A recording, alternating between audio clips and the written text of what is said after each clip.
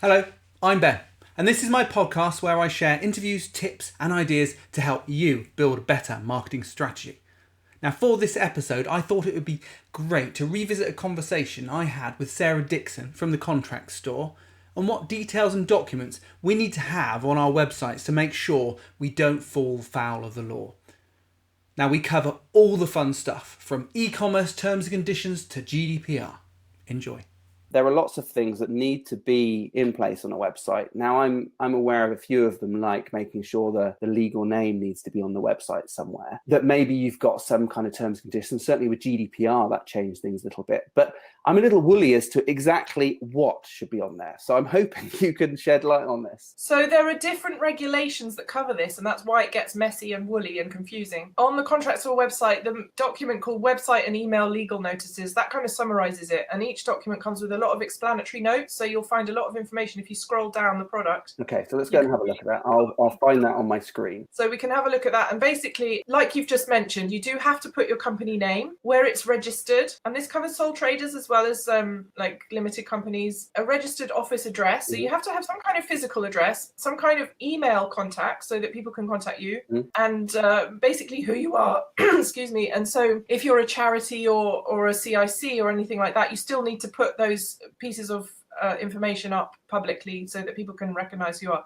It's kind of the equivalent of a letterhead, you know. Yeah. That in the past you would have to put certain information about your business just so that people know who they're dealing with. That's the point. Do you have to put them on every page or just one page on the site? How clear do they need to be? They can just be on the about page, something like that. But very commonly people will pop it into the footer so that it's readily available across the whole site. A lot of times people either just forget or don't really know how much to put in, and they might put something a little sketchy, and they might not make an email address available because that's then subject to getting collected by spam bots. So it's kind of annoying to have to do that. You can put it in an image or write it out as an AT instead of putting the @ sign and all that. So there are ways around, which I'm sure Ben and your web developer will be able to advise you. Technically, you are meant to put contact information. You have to put a telephone number, because I see there's a lot of places, maybe they're a small store, they're running it on the side, and they don't have a telephone number on there. Is that important, or it just has to be some sort of contact detail? Basically, under the electronic commerce regulations, you have to have your business name, a geographical address, and your email address. Okay. Don't have to put a phone number. So this is also interesting of how the legislation is trying to cope with the internet and what people just are doing on the internet. So the legislation is like trying to keep up with how people are behaving in this new world. So sometimes the law and the internet kind of don't quite make sense together. I know, because it became quite difficult if you're running a store on the side. I know we've got a couple of clients who do this, and they're working from home, but they don't really want to share their home address on there, but they have to put the address. Yeah, and that can be difficult. Is there any way around that? Is there a way that you can buy PO address on there or another? If you put a PO box number, or if you register your company in a different location, you might be able to do it through a co-working space possibly. Right. Or, there are other ways. It could be that you work with your web developer, and a bit like they might host your site for you. They might also be willing to host your kind of official address. Oh, there's a money-making opportunity. Well, I think possibly, and we need to be a little maybe imaginative, but basically the point is that the public need to be able to see where you are, who you are. Yeah. So if you are at home, you could possibly put like the street name, but you don't put the full. I'm not sure. I mean, that is a really tricky one, actually. Make sure that you're complying to the point of having a specific address. You are going to have to get registered with some kind of official postal location. But I do get the unease with putting some of that stuff out there. Like I said, with the email as well. That's probably the reason a lot of people don't do it automatically, even if they know they're meant to, and a lot of people don't even know that. So obviously, once you start trading online, then all this stuff really does have to get quite serious, and you must do it. Yeah. So as an example there, let's take two examples, and we'll work through them. So we've got just a regular business. They've got these basic details on their website. What about terms and conditions? Is that something that people need to have on their website, their terms of trade? It depends on the business. So if you're trading online and selling from your website, yes, you must put quite a lot of information about how you're going to give refunds, what are the delivery times and prices and all this kind of stuff. But if you are not trading directly from your website, you can deal with your terms and conditions more privately by email. So after somebody's got in touch with you and you're entering into that agreement with them, you can do it offline. Okay. It could be just useful to do that so that people can check that out before they start in a relationship with you, and they've got a clarity around that. it also saves a bit of time. Like you can just send them the link to your website. Yeah, exactly. Conditions instead of having to bespoke, like send a custom email each time. So it's kind of, you don't have to put them up unless you are trading from your site. Now with privacy, that's slightly different. So anything where you're collecting user data, such as forms or cookies, I mean, that is much more strict now with GDPR. What do we have to put in? What do we have to make sure we're doing there? Well, the first step actually is to do a kind of audit of what data you're collecting. And when you collect data about people, and this is referring specifically to personally identifiable data, so people's names, addresses, email, and phone, and it could expand into healthcare and all sorts of other scenarios, but it identifies that person in some way. Then you need to basically justify why you're collecting it, where you're storing it, how well you're looking after it, and how can you cope with it if somebody says they want to be deleted off your systems. So those are the responsibilities you have if you start storing information about people.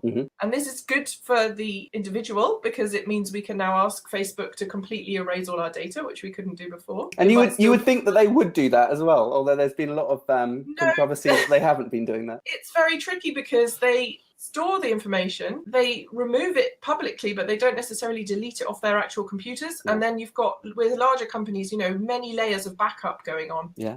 So if you've got several layers of backup, you have to factor that into your data handling. You might think I've deleted it from the front layer, but the backup from 3 months ago is still storing it. Yeah, that's true. We've got a couple of clients with maybe an e-commerce website. Well, let's say they've got a daily backup that rolls over 30 days. So you're going to have to wait for 30 days for that personal detail to roll out. They do allow some time for you to deal with the data. So you can say in your policy, like within 30 days or 60 days, we will make sure it's deleted. So you don't have to do it instantly, but you do have to be able to identify where that data is and make sure it can be deleted or changed or moved to another provider. When people are confronted with GDPR, I would say start with an audit. So figure out what data you're collecting, make a little chart, and write down where it's stored. And then at least you've shown that you've started the process. So if there was a problem, you can say, well, I did do an audit and I'm trying to sort this out. It is a lot of kind of admin, basically. And again, on Contract Store, there's a free audit form. You can download a spreadsheet and use that as your guideline. Let me see if I can find that. In there is a free mini course if you need to take this seriously, and you can follow some emails which will take you through the whole process. I will pop that in later. Yeah. If you have a look there, the second item, the data collection table. So if you get hold of that, it's talked about in the course actually, and it shows you how to fill it in. But it's fairly self-explanatory. You just need to show willing that you are starting to think about what data. The other point to make with small businesses is that you're probably using something like ConvertKit or MailChimp or those kind of email handlers. You might be using PayPal or Stripe. You've got all these kind of third-party softwares that are handling data on your behalf. So in your policy, you don't have to give detailed explanations of what MailChimp is doing with their email address. You just say, I'm using MailChimp.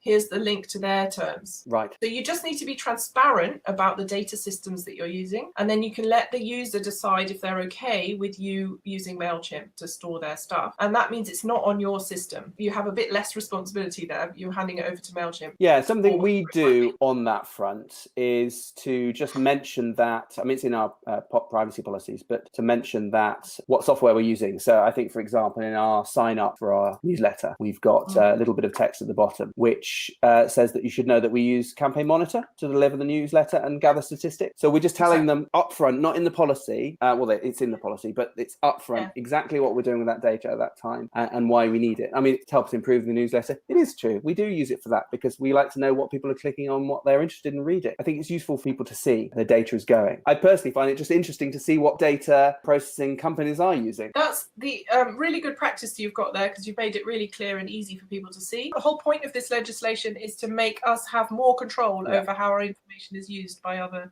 people, particularly commercial companies. Yeah, that's exactly it. It's actually it is a bit of a chore, but it's also got an upside, which is that we have a little more consciousness about what we're getting involved in when we go on the internet. Yeah, and I only think it's a chore in so much that it's a change to our normal practice. I think once it's baked in, you start thinking like that. And that's the point, isn't it? That they get people to think like that. Whenever you're putting application out or you're collecting data, that you start thinking about it from your customer or potential customer's point of view, or in fact, anyone who's interacting with it. we've come across something, related to GDPR really.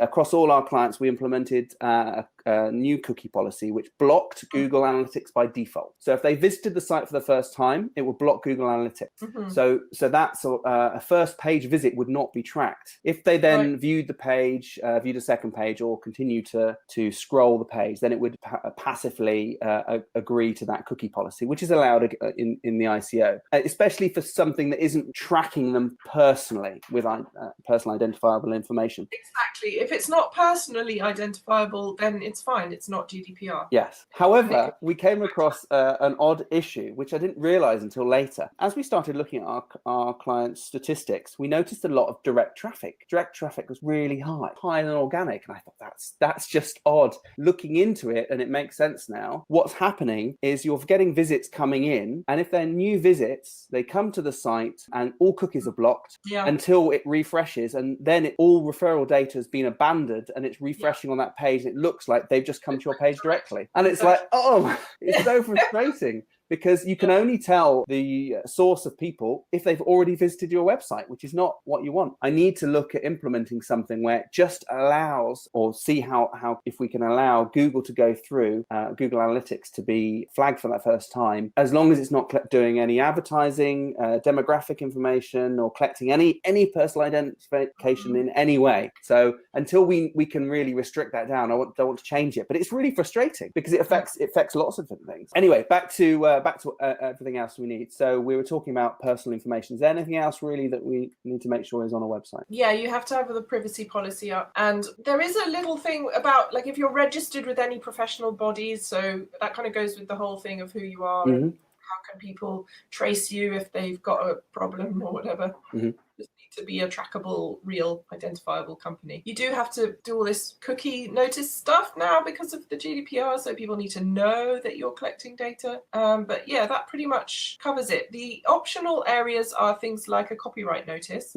Your terms and conditions you must share if you're trading off your website. So that does get quite complicated in some ways, usually fairly standard. And if you use a platform like Shopify, they're all built in. Yeah. But you still, or Etsy or anything like that. But you still have to go through and make sure that you actually can comply with those and tweak them if your terms are different. That's right. Yeah. You can't just rely on what they've said because it may not be exactly your practice. Yeah. Exactly. And you might choose to change it, or you might have a product that doesn't fall into the standard categories or something like that. Yeah. If you're trading online, you really must start to take this quite seriously and really look through the nitty gritty of those terms and make sure that they're available to people. And I know we've talked offline before that you've got all these standard policies that can be bought and downloaded on your website here. But what if you need to have them customized or just checked over? While you've made it as simple as possible to read through and understand, how do I know that it actually reflects my business? Yeah, so you can bring your document to Contract Store for a checking service. You can also take it to any lawyer and just say, this is the basic that I'm working with. Can you just check it for me? They're written in a relatively unlegal language, very straightforward as possible, while still being, legally correct. Generally, you should be able to see in there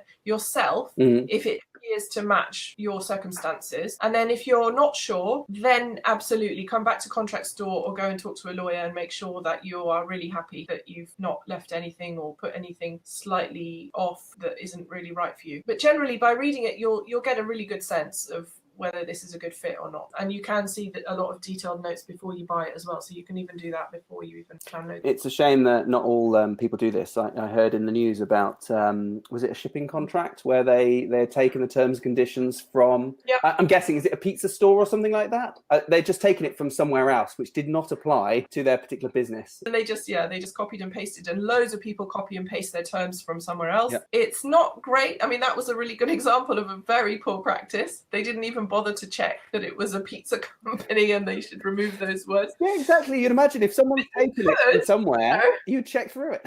What it boils down to is you're writing out how you're going to do business, what commitments you make to your customers, what they are expected to do in return, pay you, maybe on time, things like that. It's just a way of writing down what it is you both think is going on. So yeah, in theory, you can just copy and paste and then tweak and make it so. But if you get a well-written one that's made deliberately generic so that you fill in the details, it's just going to save you hassle. It's going to be smoother and cleaner and nicer. And it really isn't a big investment just to get that chore kind of accelerated forward. I do recommend to my clients to do this properly, because it's like setting up your hosting, and you just want to get all the groundwork really good and solid, and you don't want to be leaving yourself exposed to problems, because the ultimate outcome is you get sued or you have some kind of dispute that drains your business. Yeah. So to avoid that, have really decent terms and make them available, and you are protecting your business basically. Yeah, and they're not expensive. I mean, you can get packs on your site. But usually they range about £20 to £30 per document.